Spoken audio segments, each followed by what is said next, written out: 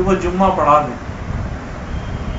تو حضرت خلیل اللہ علیہ السلام، حضرت ابراہیم علیہ السلام نے مولانا حسین احمد مدن پوری صدر مدرس دیوبند کو جمعہ پڑھانے کا حکم فرمایا، اور مولانا مدنی نے خطبہ پڑھا، نماز جمعہ پڑھائی۔ حضرت ابراہیم علیہ السلام نے مولانا کی اقتداء میں نماز جمعہ ادا فرمائی، فقیر بھی مقتدیوں میں شامل تھا۔ فالحمدللہ علی ذالک حمدا کثیرا کثیرا۔ حضرت ابراہیم علیہ السلام ضعیف العمر تھے، ریش مبارک سفید تھی۔ سن لیا آپ نے شیخ الاسلام اور اپنے مولویوں کے حوالے۔ بتاؤ ابراہیم علیہ السلام نبی ہیں، نبی جہاں بھی ہوگا امام بنے گا۔ آج تمہارا مولوی نے تو امامت بھی دکھا دی، نام بھی موجود ہے، مقتدی بھی بنا دیا۔ ڈوب برو چلو پر پانی میں اگر شرم نام کی، غیرت نام کی کوئی چیز ہے، بتاؤ۔ اپنے اس عبارت کا جواب دینے کے بجائے تم نے اعلی حضرت پہ الزام لگا، تم نے اعلی حضرت پہ بہتان لگا دی۔ کچھ تو خیال کرو۔ جب تک اپنی گستاخیاں کے اسلامی ثابت نہیں کرتے تھے، اپنی عبارتوں کو، اپنے علماء اور اپنے اکابرین کو، اور یہ کہنا میرا مذہب گالی نہیں سکھاتا۔ تم نے سی ڈی میں کتنی جو ہے غلط باتیں کی ہیں، پھر کہتا میرا مذہب نہیں سکھاتا۔ اعلیٰ حضرت نے کہا میرا دین، تو تم نے جناب ایک قسم کا ہنگامہ کھڑا کر دیا۔ آج تو اپنا مذہب، وہی دین کو کہتے ہیں، اپنا بنا رہا ہے۔ معلوم ہوا یہ میرا دین بھی کہہ سکتے ہیں، میرا مذہب بھی کہہ سکتے ہیں۔ دوسری بات یہ کہ اعلیٰ حضرت فاضل بریلوی رحمۃ اللہ تعالیٰ علیہ نے آپ تمہارے اکابرین کو جو گستاخانہ عبارتیں اور علماء حرمین شریفین سے فتوے لیے، ان کو اسلامی ثابت کر کے دکھاؤ۔ ادھر ادھر کی باتیں کرنے سے، الزام جھوٹ سے، اور تم دنیا میں پہلے ذلیل تھے، اب پہلے ایک علاقے میں تمہارا جھوٹ کھلا، پہلے ایک شہر میں تمہارا جھوٹ کھلا، اب انٹرنیٹ پر تم جھوٹ بول رہے ہو، اب اس کا جواب ہم نے دے دیا۔ اب دنیا کے ہر کونے، ہر گلی میں تم ذلیل و خوار ہو گئے کہ یہ غلط مطلب تم نے کیسے بتایا۔ اپنے حضرت ابراہیم علیہ السلام کے پیچھے پڑنے کے واقعے کے متعلق وضاحت کرو۔ اور مناظرے کا شوق ہے، جب چاہے، جہاں چاہے، جس کا دل چاہے۔ ہمیں ایک مولوی کے پیچھے نہیں پڑتے، تمہاری پوری جماعت کے ہر مولوی کو اعلان دعوت مناظرہ ہے۔ شرائط تحریری طے کرو اور جہاں بولو ہم مناظرہ کرنے کے لیے تیار ہیں، جس زبان میں بولو مناظرہ کرنے کے لیے تیار ہیں۔ شرط صرف میری ایک ہے کہ مجھ سے تحریری شرائط طے کر دو کہ یہ موضوع ہے، یہ طریقہ ہوگا، یہ دلائل کا طریقہ ہوگا، ماخذ ہوگا، اور یہ جو ہے وضاحت ہے۔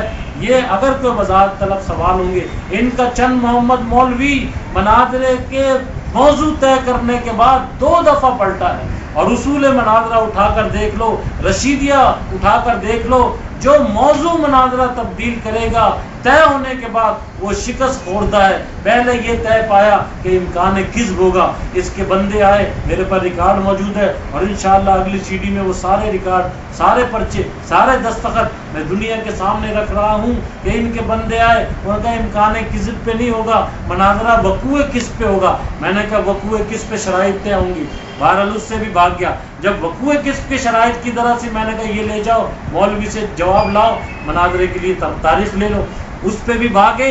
پھر ان کے مولوی سے میں نے کہا امکان کذب پہ تم بھاگ گئے، تمہارے ساتھیوں نے وقوع کذب کہا، بولا ہاں وقوع کذب، یہ پہلی شکست۔ پھر وقوع کذب پہ آنے کے بعد پھر ان کا مولوی، ٹیلی فون پہ میری بات موجود ہے، اس کے معتقد جاننے والے گواہ موجود ہیں، اس نے کہا جناب آپ اپنا مسلمان ہونا ثابت کرو۔ میں نے کہا یہ دوسری شکست ہے، پہلے امکان کذب سے بھاگے، اب وقوع کذب سے بھاگے، اب کہتے اپنا مسلمان ہونا ثابت کر دو۔ تو یہ تم مجادلہ نہیں کر رہے، مجادلہ کر رہے، جھگڑا کر رہے۔ ایک موضوع طے ہونے کے بعد تسلیم کرو تمہیں شکست ہوئی، اور ذلت میں شکست منہ دکھانے کے قابل نہیں ہو، اور پھر اٹھا کے پھر ہمارے علماء کی کتاب شان حبیب الرحمان سے ایک حوالہ نقل کیا کہ مفتی احمد یار خان نعیمی نے کہا بلا تشبیہ، جیسے اپنے فرزند سے کوئی تعریفی کلمات سنتا ہے، یہ دیکھو ان کے مولوی خدا کا بیٹا کہہ رہے ہیں حضور۔ ارے بلا تشبیہ کے الفاظ بھی سمجھ میں نہیں آتے، اور ایسی مثالیں